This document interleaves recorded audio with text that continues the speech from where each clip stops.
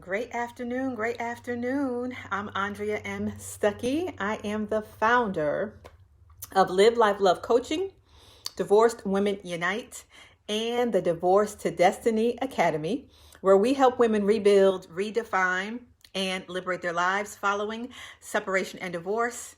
I am the divorce liberator. I'm a life coach, speaker, and I'm also the author of 4 amazing books. You can check them all out over on Amazon.com. Just type my name in, Andrea M. Stuckey, and they'll all come up. So listen, I am so excited today because today is day 7 of the Top 10 Causes of Divorce series. Now, I know that sounds like a negative. How can you be excited about talking about divorce? Well, here's the deal. I am just a proponent of self-awareness, self-assessment, and information, right? And as a divorce coach, I know that this particular month, January, is a time and season where many marriages, unfortunately, may be filing for divorce between January and March as the highest time of the year. And people really start thinking about it, visiting attorneys and that type of thing in January. And so with that being said, I thought it was, a great time, so to speak, to start talking about what is happening in the divorce realm, how people are getting to the decision of divorce. And so not only am I a divorce coach working with divorced and separated women, but I have been divorced twice in my mid-20s and in my early 40s if you're new to me. So at this taping, I'm currently about 9.5 years outside of my second marriage. So I've been in this space a little bit. I've gone through a couple of things, and then also with my training and working with many clients over the past several years. So today we're going to be talking about money. Day 7 is money. So if you have missed the 6 previous live streams, then you need to go back and check them out, because the first, let me just review them really quickly. We talked about infidelity, poor communication, unrealistic expectations, abuse, addiction, failing attraction. And so today is day 7, and we're going to be talking about money. Money is a big cause of breakdown in relationships, and unfortunately, it can ultimately lead to divorce.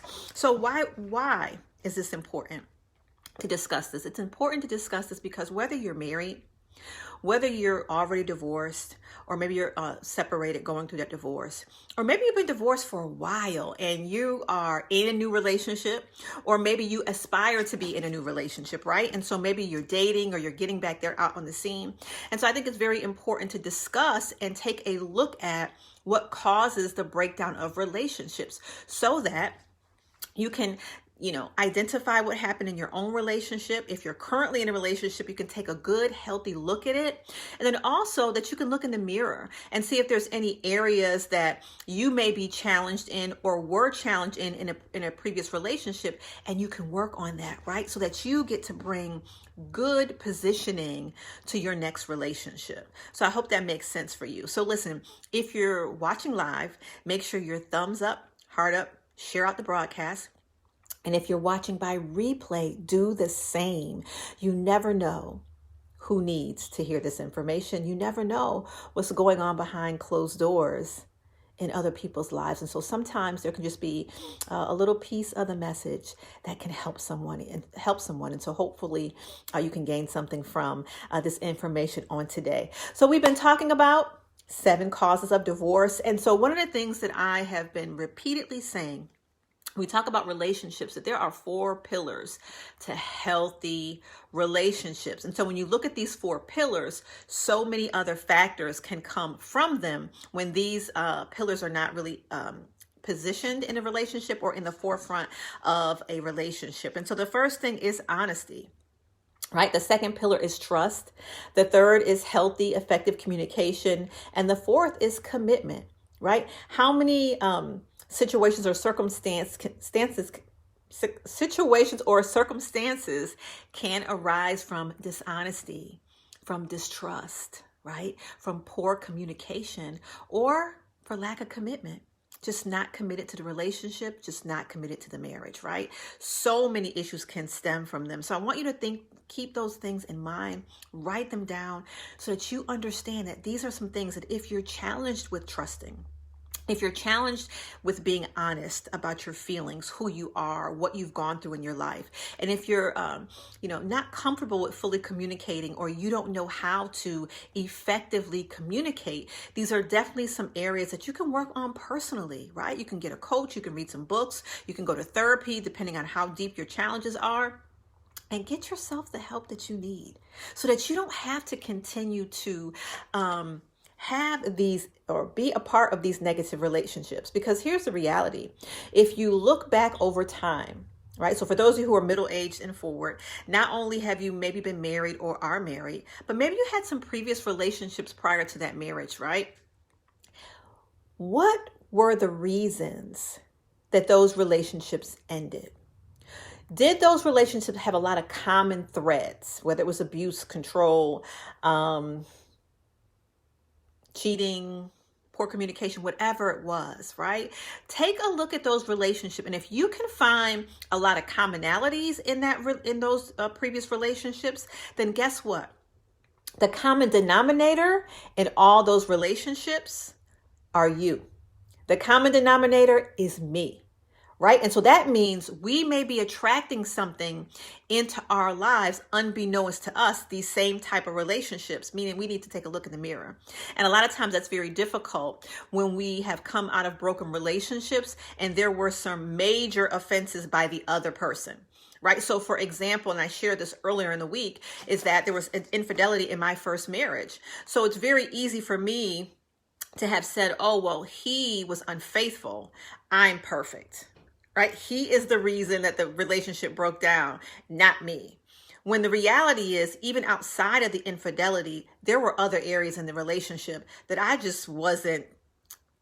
could have improved. I was in my 20s and I really was not a good communicator. I didn't know how to talk to people. Now, I'm not saying that's an excuse for him to be unfaithful. Let's be clear.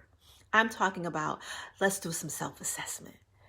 Right? Because we can only grow when we look at ourselves. We can only change ourselves. And, we get to create the life that we want, believe it or not. So let me jump right into it on today. So I want to talk about money, money, money. Remember that song? Money, money, money, money. Okay, maybe not.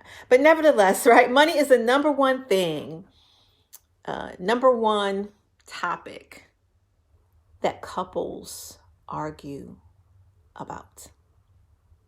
That marriages, husbands, wives, relationships argue about. Money is a major factor in relationships. And so let's talk about it on today. Let's talk about how money can affect the breakdown of a relationship.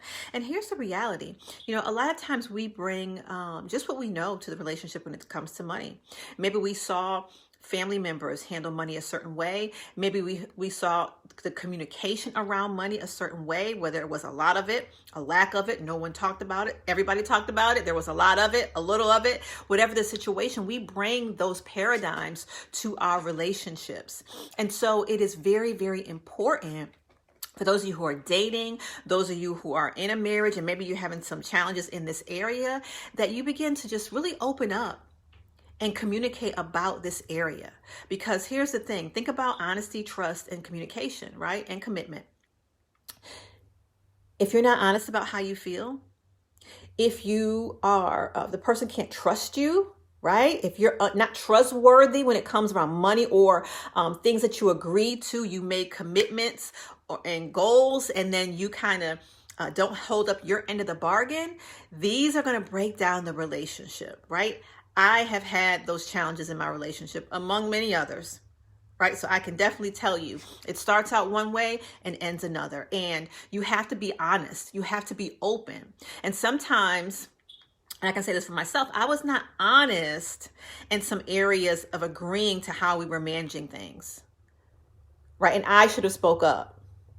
And that's a whole nother topic, right? Those are some things that I had to work through through therapy, post-divorce, right? But real talk.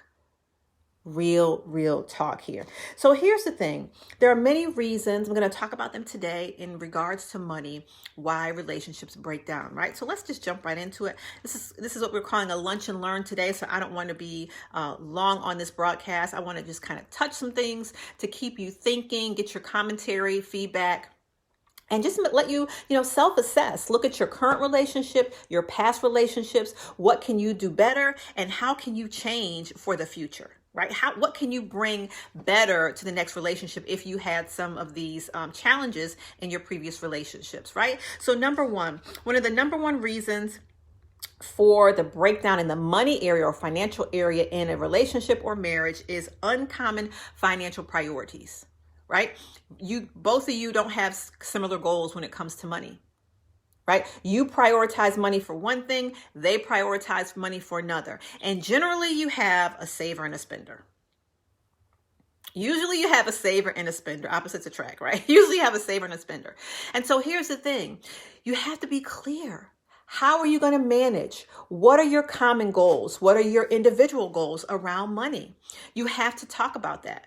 Right. And so when people can't come to an agreement and they have different priorities that haven't been where you haven't sort of compromised, right, to meet each other's needs and wants when it comes to money. Listen, here's the reality. When you're an adult and you're making your own money, or even if you're not making your own money, you're part of the relationship. There's a lot of situations where many women are not actually bringing in a paycheck, but they are contributing to the household through what they're doing with their children, which actually and potentially can relieve expenses, right? Just depending on the situation and circumstances and what that couple has agreed upon.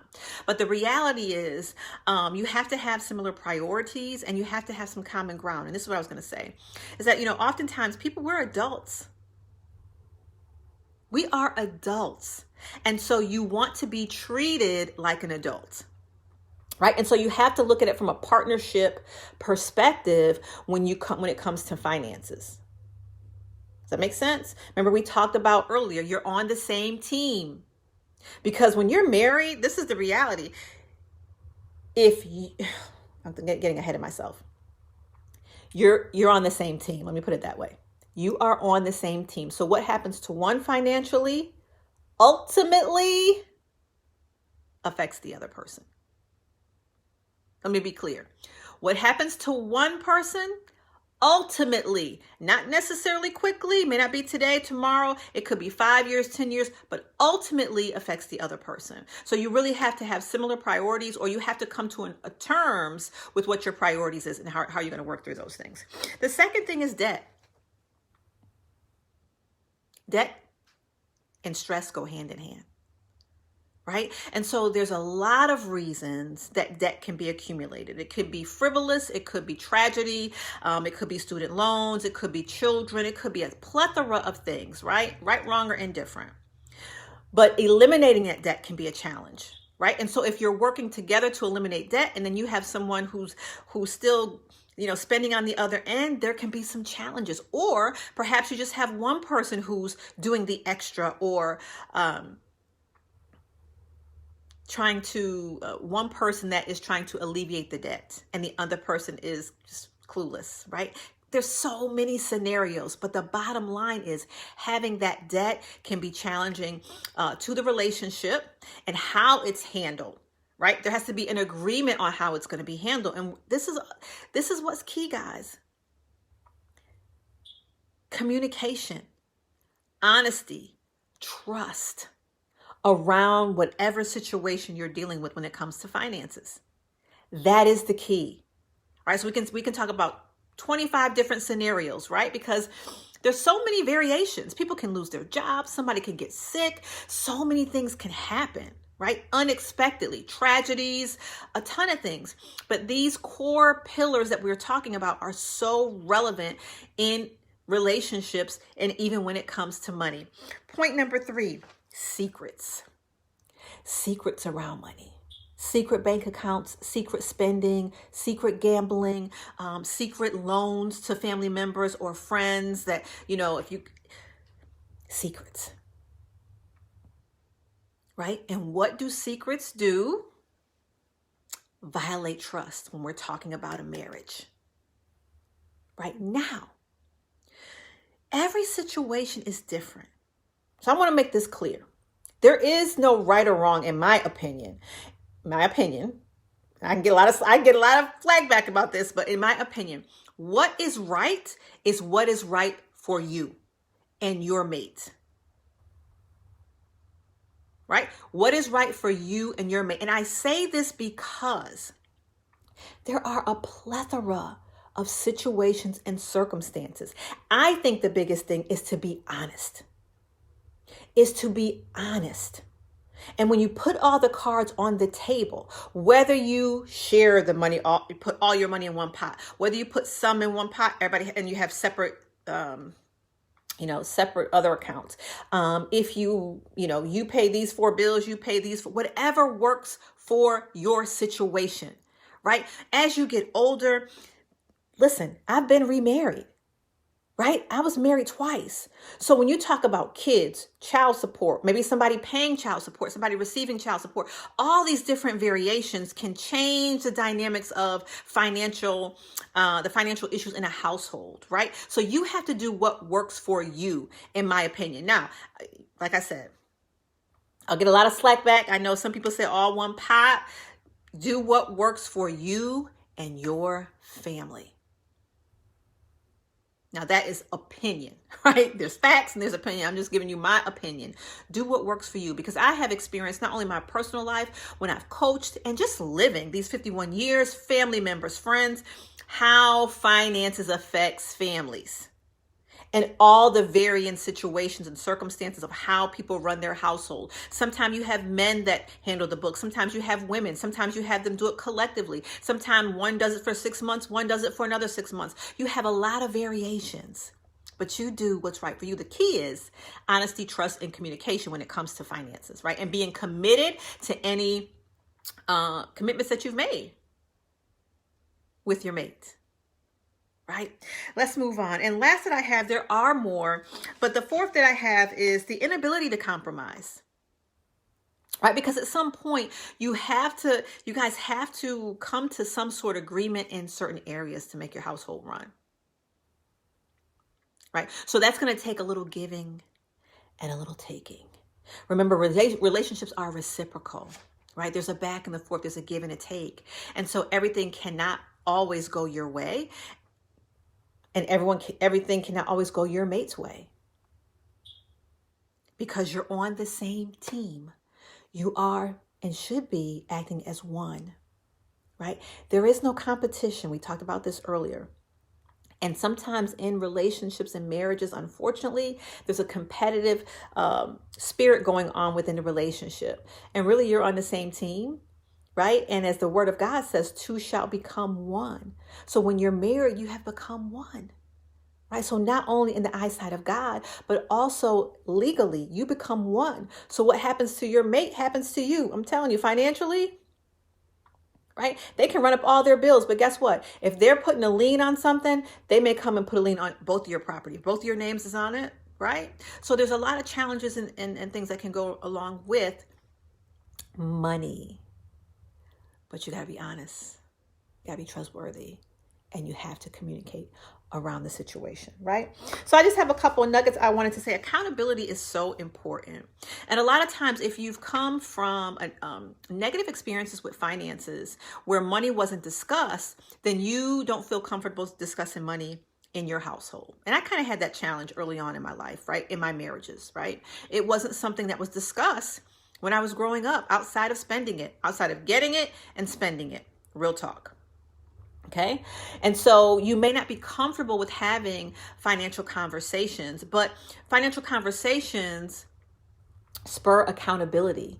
And so because you're a team, because you're working with common goals, you need to be accountable to one another. And that accountability is helpful to success of whatever goals you have set for yourselves individually and also as a couple. Right? I learned through this the hard way. I was not the best in this area in my marriages. Okay. Especially early on in the marriages. Right? So it's an opportunity to learn, grow, and bring in some assistance. If both of you are not good in this area, get some help. There's tons of ways, people, coaches, money coaches, financial planners that can help you navigate this area of your life, right? So number one, I said communication is important. Honesty is very important, and do what works for your family. I've already said them. Do what works for your situation and circumstance. And listen, sometimes those situations will change, right? The way that you manage your money when you have younger children may be different than the way you guys are handling your money when you have children that are getting ready to go off to college, right? So there's a lot of variations, right? But the key here is think about where you are right now if you're in a marriage. Think about where you are right now financially and your communication around that in a relationship right now. If you're in a relationship right now, if you are divorced, look back. What did that financial situation look like? What did you like about it? What did you not like about it? What were your mistakes? What would you have changed? Right? And think about that in terms of your next potential relationship or marriage if you desire to ever marry again, right? What will that look like for you? Right? So we got some real talk going on here today. I just wanted to come and share. So listen, again, I'm Andrea M. Stuckey. Go to my website, AndreaMStuckey.com. That's a great hub to navigate you to all things Andrea, right? But I also want to extend an invitation that if you're watching this broadcast live or by replay, and you are a separated and divorced woman, and you're looking for a safe, supportive, encouraging, positive environment, if you're looking for a pity party, we're not going to give you that. We will encourage you and lift you up in the word of God, right? And support you in any endeavors. Then this is the community that you want to be in. Go to divorcedwomenunite.com, divorcedwomenunite.com. That'll take you directly to my private Facebook community, Divorced Women Unite, right?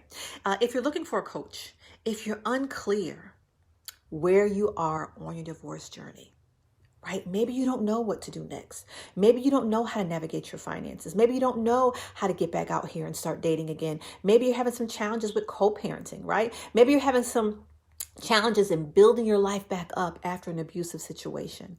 Then get on my calendar. Let's have a conversation. bit.ly/divorce liberator. That is the actual website. Just type it in, bit.ly/divorce liberator. Make sure all of the letters are lowercase, all one word, all together, no spaces. And that'll take you directly to my calendar. I would love to talk to you. And what a great way to kick off your new year, just to get some information, some insight. Because sometimes when we are, I won't even say sometimes, most of the times, when we're going through a challenging situation or circumstances, we cannot see beyond our emotions.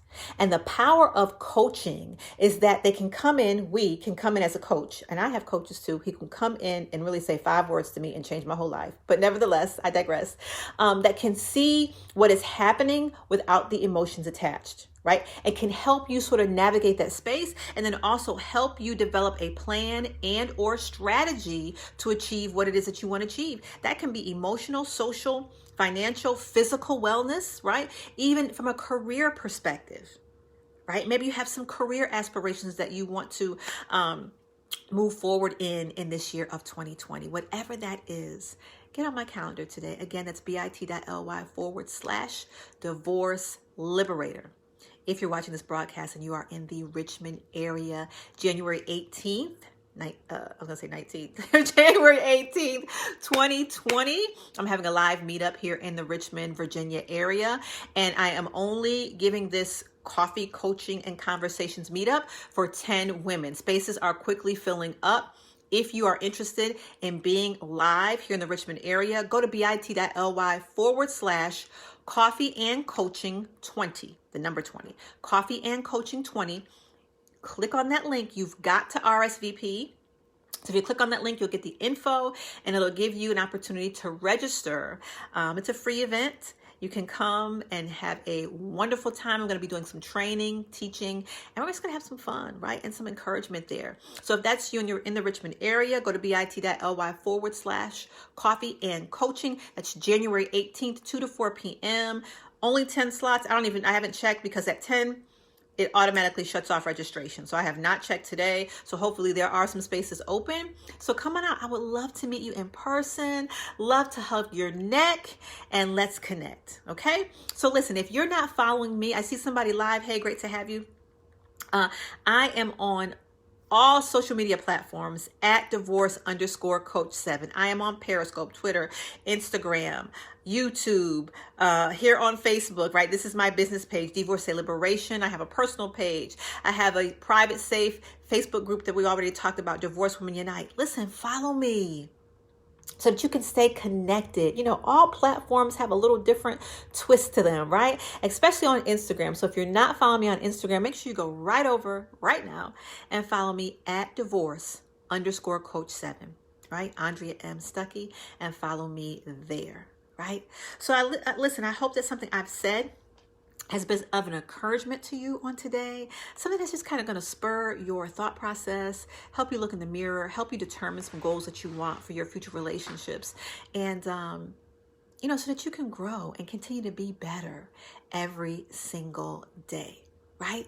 Every single day is an opportunity to begin again. So no matter what you've gone through on your divorce journey, no matter where you are on your divorce journey, I want to tell you that you can have a full life, and love again. God is no respecter of person. If he did it for me, he can do it for you. But I will tell you this, it's not going to drop in your lap. There are going to be some things that you have to do.